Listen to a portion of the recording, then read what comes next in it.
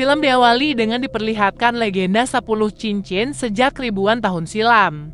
Konon katanya pemilik 10 cincin itu akan memiliki kekuatan yang luar biasa serta dijanjikan keabadian. Seorang pria bernama Wenwu adalah lelaki beruntung yang berhasil mengumpulkan ke-10 cincin tersebut.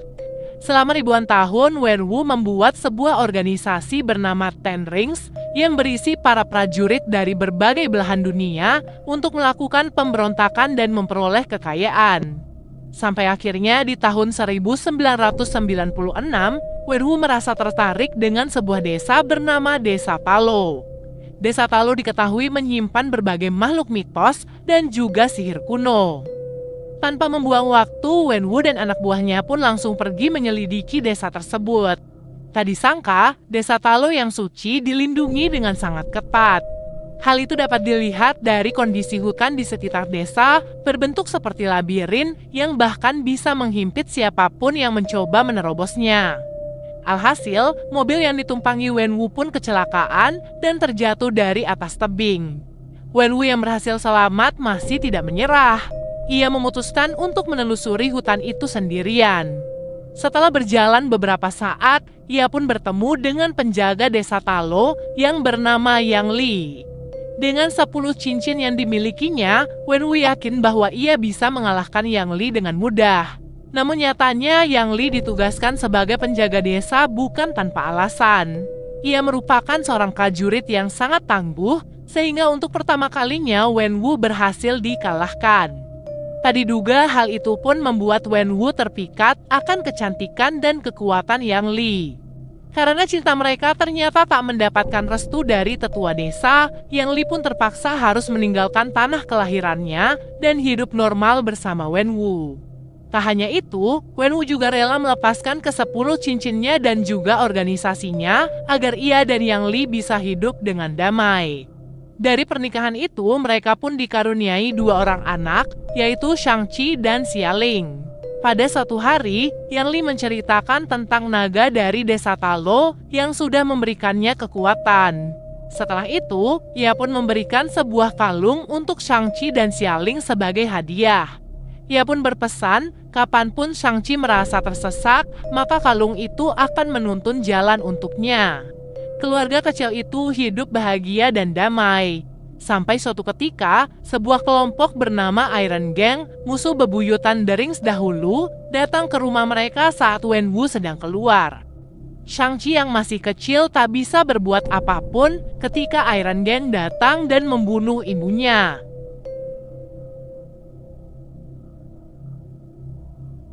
Semenjak kematian Yang Li, Wenwu pun kembali menggunakan cincin-cincinnya dan menghidupkan organisasi Ten Rings. Ia bertekad untuk membantai semua anggota Iron Gang yang telah membunuh istrinya. Sejak saat itu, Shang-Chi dilatih untuk menjadi seorang petarung yang handal. Sampai saat ia beranjak remaja, ayahnya memberikan misi untuk membunuh ketua Iron Gang. Setelah menyelesaikan misi itu, Shang-Chi pun memutuskan untuk meninggalkan dunia yang kelam itu dan kabur ke San Francisco. Bertahun-tahun berlalu semenjak kejadian itu, Shang-Chi hidup sederhana sebagai karyawan hotel bersama dengan sahabatnya yang bernama Katie. Pada suatu hari ketika ia dan Katie sedang dalam perjalanan ke hotel, Shang-Chi tiba-tiba didatangi oleh seorang pria yang menginginkan kalungnya. Karena Shang-Chi menolak, pria itu pun memanggil kawanannya untuk menyerang Shang-Chi. Dengan bakat ilmu bela diri yang ia miliki, Shang-Chi pun mampu melawan segerombolan pria tersebut. Aksi pertarungan yang mendebarkan itu pun direkam langsung oleh seseorang yang juga berada di dalam bis. Setelah berhasil mengalahkan beberapa orang, seorang pria misterius yang duduk di kursi belakang tiba-tiba bangun dan langsung mengeluarkan senjata dari tangannya. Dari penampilan pria itu, Shang-Chi tahu betul bahwa mereka adalah bagian dari Ten Rings yang diutus oleh ayahnya. Oleh karena itu, Shang-Chi pun berusaha untuk mengalahkan mereka semua dengan bantuan Katie. Katie berlari ke arah kemudi bis dan mengikuti rencana dari Shang-Chi. Berkat kerjasama mereka, Shang-Chi dan Katie pun berhasil mengalahkan para anggota Ten Rings. Namun sayangnya tanpa disadari, anggota Ten Rings berhasil merebut kalung dari Shang-Chi. Setelah kejadian itu, Shang-Chi dan Katie pun langsung bergegas pergi ke Macau untuk mencari Xialing, adik perempuan Shang-Chi. Karena kalung yang sama juga dimiliki oleh adiknya, jadi Shang-Chi berpikir bahwa adiknya juga pasti sedang dalam bahaya. Singkat cerita, Shang-Chi dan Katie pun sampai di Macau. Sesampai di sana, mereka pun langsung bergegas ke tempat Xialing. Xialing mendirikan sebuah arena tanding ilegal yang cukup besar.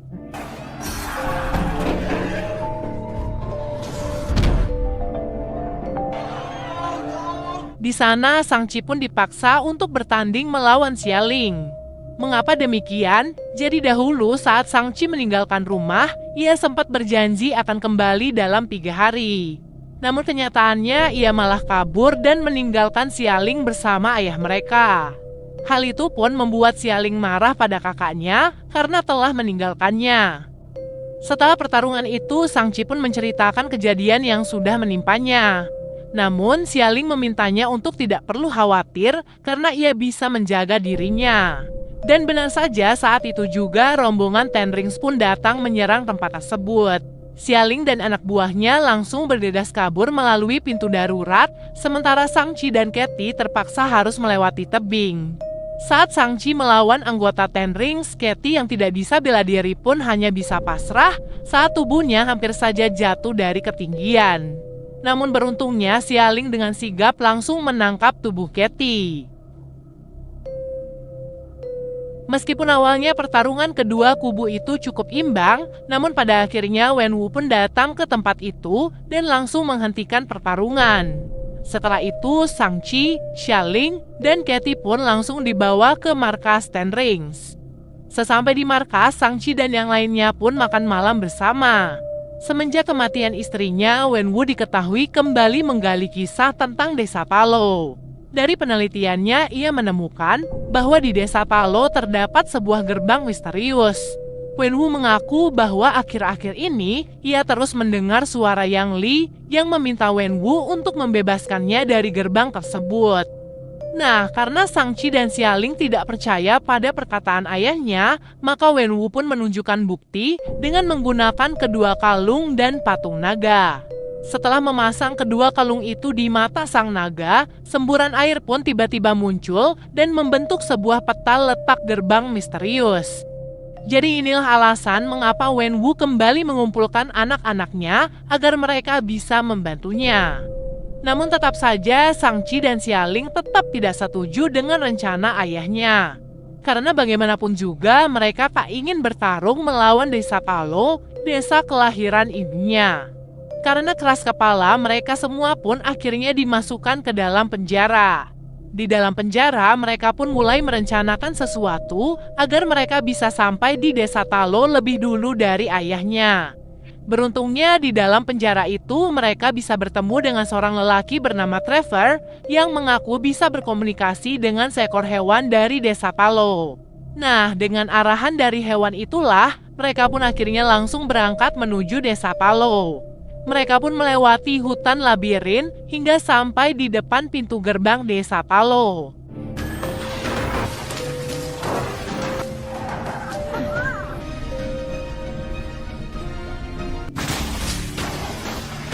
Setelah melewati air terjun dengan portal dimensi, mereka akhirnya berhasil sampai di Desa Talo. Desa Talo dipenuhi oleh makhluk-makhluk mitologi yang sudah berada di sana selama berabad-abad. Di sana, Shang-Chi dan yang lainnya pun disambut oleh para penduduk desa, terutama kakak perempuan dari ibu mereka yang bernama Bibi Nan.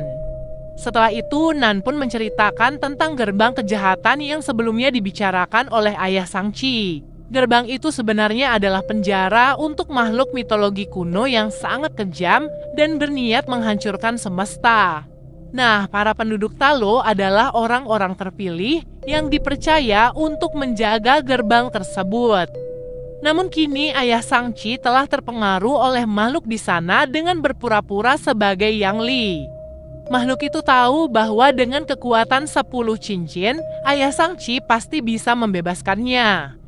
Untuk itu, Bibi Nan meminta mereka semua untuk bersiaga dan menghentikan ayah Shang-Chi. Karena tahu bahwa anak-anaknya pasti akan datang ke desa Talo, jadi sebelum meninggalkan desa, Yang Li sempat menitipkan sesuatu untuk mereka. Hadiah dari Yang Li untuk anak-anaknya ternyata adalah sepasang baju khas desa Talo. Sebelum peperangan dimulai, Shang-Chi, Xialing, dan Katie pun berlatih bela diri ala desa Talo. Keesokan harinya, rombongan Ten Rings dan Wenwu pun tiba di desa Talo. Tak ingin membuang waktu, Wenwu pun langsung memerintahkan anak buahnya untuk berperang. Dalam peperangan itu, Shang-Chi harus berhadapan langsung dengan ayahnya. Wenwu merasa kecewa karena putranya yang ia latih kini malah menggunakan kekuatannya untuk membunuhnya. Hal itu pun membuat Wenwu sangat marah dan langsung menyerang Shang-Chi dengan ke-10 cincinnya.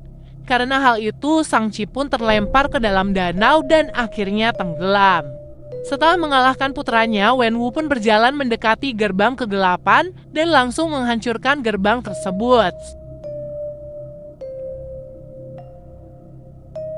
Satu persatu burung-burung penghisap jiwa pun mulai terbebas. Sebelum makhluk mengerikan lainnya keluar, Bibi Nan pun menginstruksikan kepada para anggota Ten Rings untuk bersatu dengan mereka.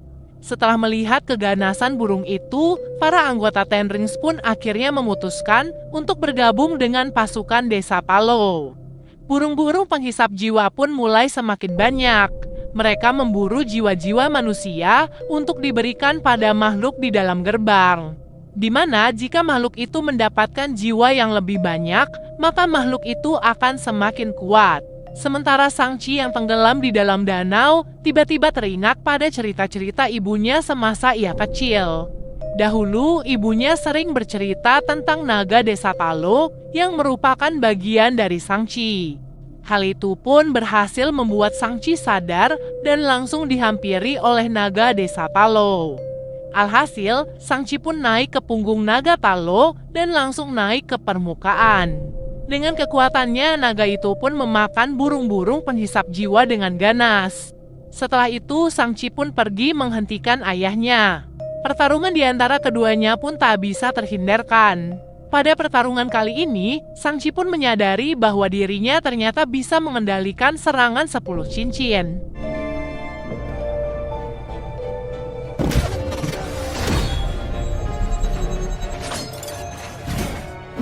Meskipun Shang-Chi punya kesempatan untuk membunuh ayahnya, namun ia tetap tidak tega melakukan hal itu. Di tengah pertarungan itu, si penghuni gerbang kegelapan pun akhirnya berhasil bebas. Ketika makhluk itu akan menyerang Shang-Chi, Wenwu pun dengan sigap langsung melindunginya. Naasnya, karena hal itu, jiwa Wenwu pun dihisap. Sebelum kematiannya, Wenwu pun memberikan ke-10 cincinnya untuk Shang-Chi. Kemudian, Shang-Chi diselamatkan oleh naga Talo yang sekarang telah dinaiki oleh Xialing. Alhasil, naga Talo dan makhluk itu pun kini bertarung satu sama lain. Ketika makhluk itu sudah semakin kuat, ia pun berniat menghisap jiwa naga Talo. Beruntung, sebuah panah tiba-tiba datang dan menembus leher makhluk tersebut. Rupanya, panah itu berasal dari Katie. Nah, kesempatan itu pun langsung dimanfaatkan oleh Shang-Chi dan Xialing untuk melancarkan segala serangan. Dengan bantuan Xialing dan naga Talo, Shang-Chi pun menembakkan ke-10 cincinnya dan meledakkan tubuh makhluk itu hingga hancur berkeping-keping.